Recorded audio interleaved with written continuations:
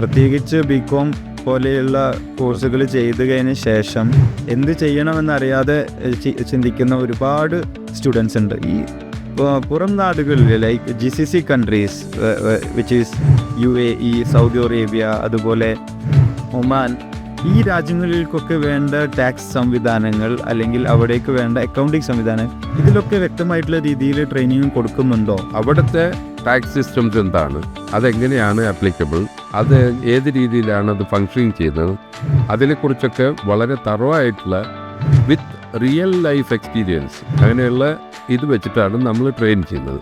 അപ്പോൾ കുട്ടികൾ even though they are from India, once they enter this country, GCC, like UAE, Oman, Qatar, they know what is the nature of their business, so they can start with at par with the locally available resources.